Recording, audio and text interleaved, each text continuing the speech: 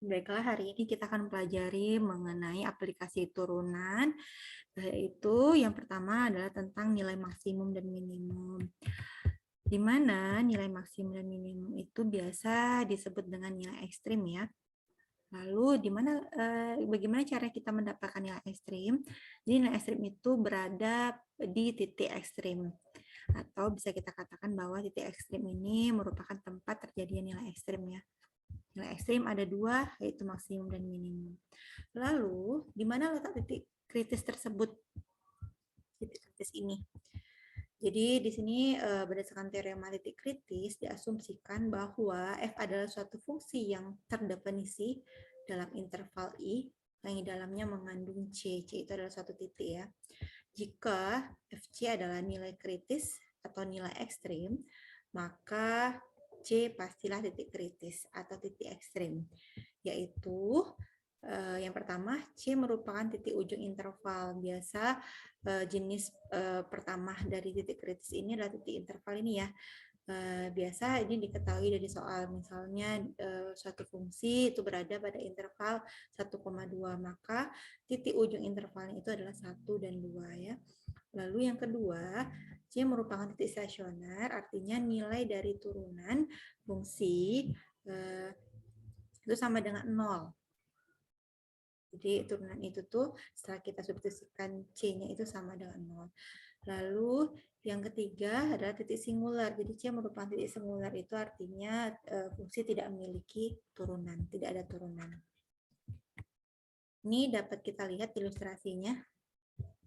Ada 3 buah gambar ya, ini 1, 2, 3, di mana gambar pertama ini dapat kita lihat bahwa ada kurva di mana di sini nilai maksimumnya itu berada pada di batas A ya. Lalu yang nilai minimum itu berada di batas B. Maka diartikan bahwa kurva ini berada pada interval A, B. Berarti titik ujungnya A dan B. Ini untuk namanya jenis titik kritis yang pertama.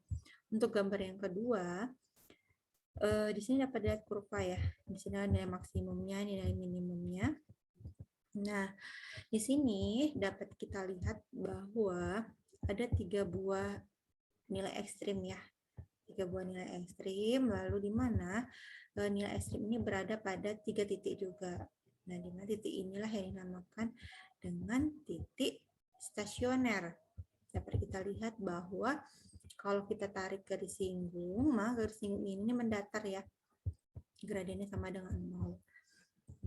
Sudah itu berarti di sini juga kalau gradien sama dengan 0 sudah pasti turunannya itu juga sama dengan 0 ya.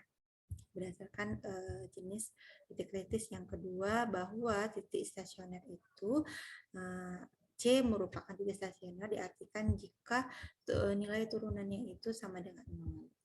Lalu yang gambar ketiga ini merupakan jenis, dapat kita lihat kurvanya ini ya. Kurvanya ini berada pada 2 buah titik. Di sini adalah disebut pada titik singular. Jadi singular ini dapat kita lihat bahwa kurva yang ini nih agak lancip. Biasa kalau kurva agak lancip ini itu dinamakan nilai, ini adalah nilai maksimum ya, itu berada pada titik singular kalau bentuk kurvanya itu lancip. Lalu untuk gambar yang ini dapat kita lihat bahwa limit kiri dan limit kanan tidak ada. Artinya apa? Fungsi itu tidak memiliki limit. Berarti kalau tidak memiliki limit sudah pasti tidak memiliki turunan ya. Berdasarkan definisi turunan bahwa pokoknya hubungannya itu turunan dengan limit. Jika limit suatu fungsi ada, pasti turunannya juga ada. Kalau misalnya limitnya tidak ada, maka turunannya pun tidak ada gitu ya. Oke, ini langkah-langkah untuk menemukan nilai ekstrim atau nilai kritis. Yang pertama, temukan titik kritisnya dari fungsi yang 3 jenis titik kritis itu ya yang tadi. Lalu langkah kedua, evaluasi nilai F pada masing-masing titik kritis. Artinya apa? Setelah kita mendapatkan titik kritis, maka kita substitusikanlah nilai titik kritis tersebut ke dalam fungsi F yang diketahui. Lalu setelah dapat nilai fungsinya, maka nilai terbesarnya itu adalah nilai maksimum, nilai terkecilnya adalah nilai minimum. Ini seperti contoh.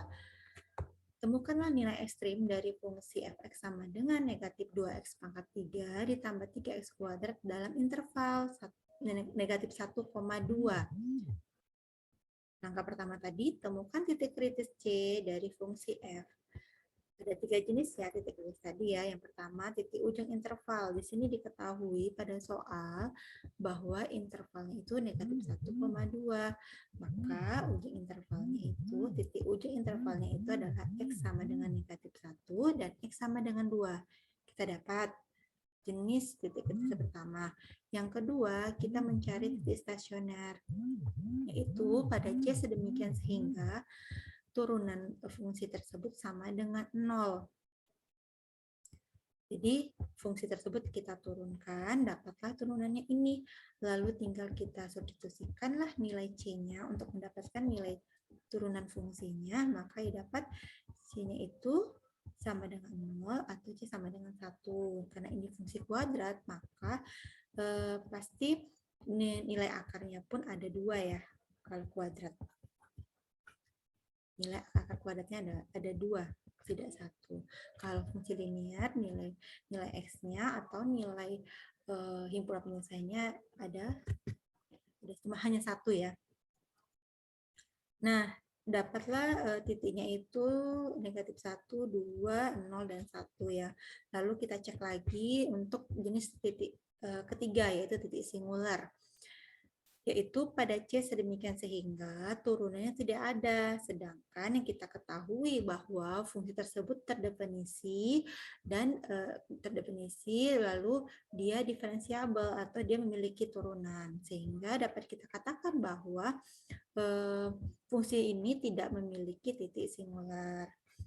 Maka kita hanya mendapatkan titik kritisnya X sama dengan negatif 1, X sama dengan 2, X sama dengan 0, X sama dengan 1.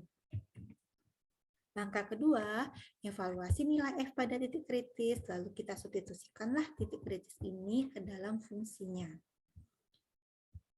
X sama dengan negatif 1, kita masukkan ke fungsi, didapat nilainya 5, X sama dengan 2, dapat negatif 4, X sama dengan 0, dapat 0, X sama dengan 1, dapat nilai fungsinya adalah 1. Dari nilai fungsi yang kita peroleh ini, dapat dilihat bahwa nilai terbesar adalah 5, nilai terkecil adalah negatif 4. 5 ini berada pada X sama dengan negatif 1, sedangkan negatif 4 berada pada X sama dengan 2.